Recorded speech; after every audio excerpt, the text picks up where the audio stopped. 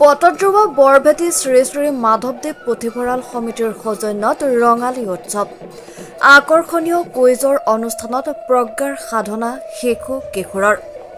বটদ্ৰৱা বৰভেটি শ্ৰী শ্ৰী মাধৱদেৱ পুথিভঁৰাল সমিতিৰ সৌজন্যত বৰভেটি গাঁৱৰ যুৱক যুৱতীসকলৰ সহযোগত শুক্ৰবাৰ তথা ৩ মে'ৰ পৰা দুদিনীয়াকৈ ৰঙালী উৎসৱ উদযাপন কৰা হৈছে। কাৰ্যসূচী অনুসৰি ৩ মে'ৰ পুৱা ৯ বজাত পতাকা উত্তোলন কৰে ৰঙালী বিহু উৎসৱ উদযাপন সমিতিৰ সভাপতি ভাস্কৰ জ্যোতি বৰাই আৰু গছপুলি ৰোপণ কৰে গাঁৱৰ জ্যেষ্ঠ নাগৰিক গোপাল কলিতাই। অনুষ্ঠানটিত অৱসৰপ্ৰাপ্ত ভাৰতীয় সৈনিক অতুল বৰুৱা, অৱসৰপ্ৰাপ্ত শিক্ষয়িত্ৰী বুলু বৰুৱাই অংশগ্ৰহণ কৰে।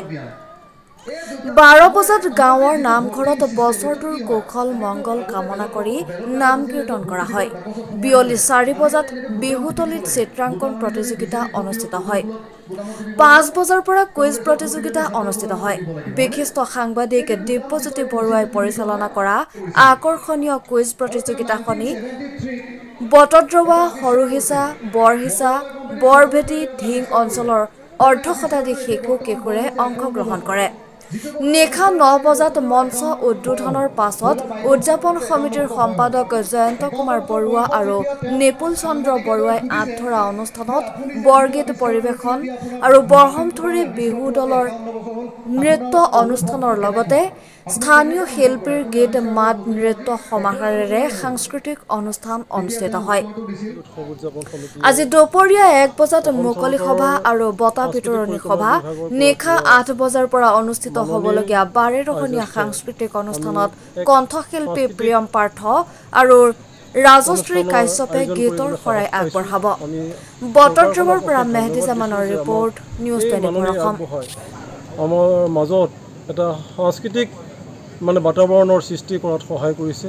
গতিকে মই অসম চৰকাৰৰ হৈ আমাৰ মুখ্যমন্ত্ৰী ডাঙৰীয়া হিমন্ত বিশ্ব শৰ্মা ছাৰক অশেষ ধন্যবাদ জনাইছোঁ, যাতে আগলৈকো এনেধৰণে সহায় সহযোগিতা আগবঢ়াই আমি সাংস্কৃতিকভাৱে আগবাঢ়ি যোৱা আৰু আমাক নিজকে প্ৰতিষ্ঠা কৰাত যাতে সহায় আগবঢ়ায় তাৰ বাবে মই ধন্যবাদ জনাই সাহায্যপ্ৰাপ্ত বটদ্ৰৱা বৰভেটি শ্ৰী শ্ৰী মাধৱদেৱ পুথিভঁৰালৰ উদ্যোগত তথা বটদ্ৰৱা বৰভেটি গাঁৱৰ সমূহ যুৱক যুৱতী আৰু গাঁৱৰ ৰাইজৰ সহযোগত আমি দুদিনীয়া কাৰ্যসূচীৰে ৰঙালী বিহু উৎসৱটি উদযাপন কৰিব লৈছোঁ। আজি প্ৰথম দিনাৰ কাৰ্যসূচী আমি পতাকা উত্তোলনেৰে আৰম্ভ কৰোঁ।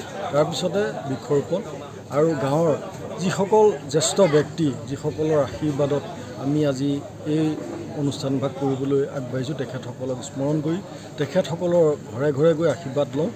আৰু তাৰপিছতে আমি দুপৰীয়া চিত্ৰাংকন প্ৰতিযোগিতা আৰু কুইজ প্ৰতিযোগিতা ৰাখোঁ। নিশালৈ আমি স্থানীয় শিল্পীসকলৰ দ্বাৰা ১২ৰহণীয়া বিভিন্ন গীত নৃত্য অনুষ্ঠান ৰাখিছোঁ আৰু এটা আমন্ত্ৰিত দল আনিছোঁ, বৰহমথুৰি বিহুৱা দল। তেওঁলোকে ১২দিনীয়া সাংস্কৃতিক পৰিৱেশন কৰিব। আৰু অহা কালিলৈ আমি আমাৰ যি গৰু বিহুৰ দিনৰ পৰা আমাৰ যি পৰম্পৰাগত খেল ধেমালি অনুষ্ঠান আয়োজিত হয়, তাৰ বঁটা বিতৰণী অনুষ্ঠান লগতে মুকলি সভা এখন ৰাখিছোঁ। আমাৰ বিভিন্ন কাৰ্যত আমাক সহায় কৰা বিভিন্ন ব্যক্তিক আমি আমন্ত্ৰণ কৰিছোঁ তালৈ। আৰু নিশালৈ আমি আমন্ত্ৰিত শিল্পী প্ৰিয়ম পাৰ্থ আৰু ৰাজশ্ৰী কাশ্যপৰ গীতৰ শৰাই ৰাখিছোঁ। এইখিনিয়ে আমাৰ কাৰ্যসূচী কৰিছোঁ।